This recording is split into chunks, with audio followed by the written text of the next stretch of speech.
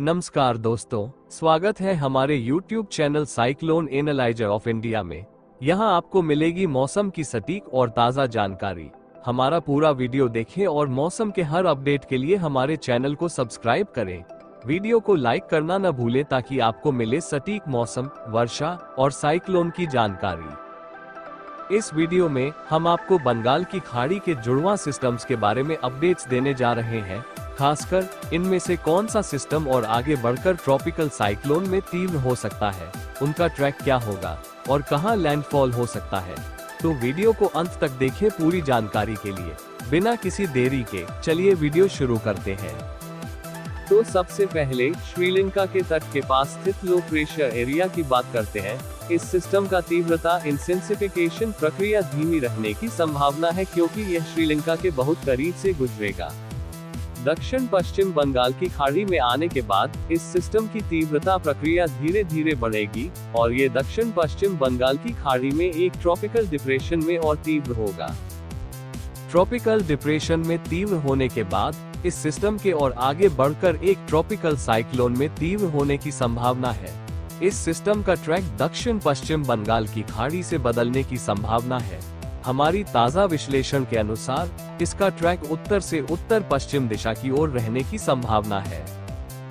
चूंकि यह सिस्टम उत्तर से उत्तर पश्चिम दिशा में दक्षिण आंध्र प्रदेश और तमिलनाडु के तट की ओर बढ़ेगा, इसलिए इसका समुद्र में सफर बहुत कम होगा और ज्यादातर तीव्रता जमीन के करीब ही होगी। तो जैसा हमने पहले अनुमान लगाया था, इस सिस्टम की अधिकतम तीव्रता एक हाई एंड ट्रॉपिकल साइक्लोन या लो एंड कैटेगरी एक साइक्लोन होगी।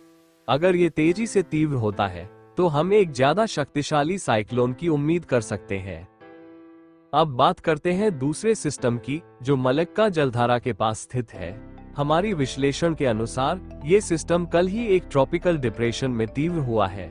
ये पश्चिम से पश्चिम उत्तर पश्चिम दिशा में आगे बढ़ने की संभावना है और इसमें भी एक लो एंड ट्रॉपिकल साइक्लोन में और तीव्र होने की संभावना है।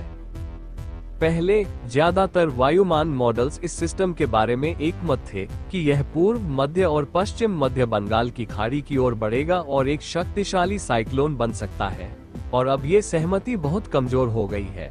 चूंकि इस सिस्टम के पश्चिम से उत्तर पश्चिम दिशा में ज्यादा आगे बढ़ने की संभावना कम है, इसकी चरम तीव्रता एक कमजोर ट्रॉपिकल साइक्लोन की ही रहेगी। जैसा कि हमने अपने पहले के वीडियो में बताया था, इस सिस्टम में बहुत अच्छी वॉर्टिसिटी है और अगर यह सिस्टम पश्चिम से उत्तर पश्चिम दिशा में आगे बढ़ता है तो यह एक शक्तिशाली साइक्लोन बनेगा और श्रीलंका के सिस्टम को अवशोषित कर सकता है। मर्ज होने के बाद यह एक ही सिस्टम बन जाएगा, लेकिन अब इसकी संभावना कम है। अगर संभावना बढ़ती है तो हम आपको इसके बारे में अपडेट्स देंगे। चूंकि श्रीलंका का सिस्टम भारत के तट की ओर बढ़ने की बहुत संभावना है, ये तमिलनाडु और आंध्र प्रदेश में भारी से बहुत भारी और कहीं कहीं अत्यधिक भारी बारिश लाएगा। श्रीलंका में भी इस गतिविधि की उम्मीद है। ओडिशा और गगेटिक पश्चिम बंगाल के तट पर ज्यादातर बादल छाए रहने और कहीं कहीं हल्की बारिश की संभावना है। दक्षिण ओडिशा के कुछ हिस्सों में मध्यम से भारी बारिश की उम्मीद है। आज की जानकारी यही तक। आगे की जानकारी के लिए हमारे आगामी वीडियो के साथ बने रहें। धन्यवाद आपका हमें देखने के लिए। अगर आपको यह वीडियो उपयोगी लगी तो कृपया इसे लाइक और शेयर करें और हमारे चैनल को सब्सक्राइब करें। आपका सहयोग हमें और भी बेहतर जानकारी देने के लिए प्रेरित करता है। आपका दिन शुभ हो।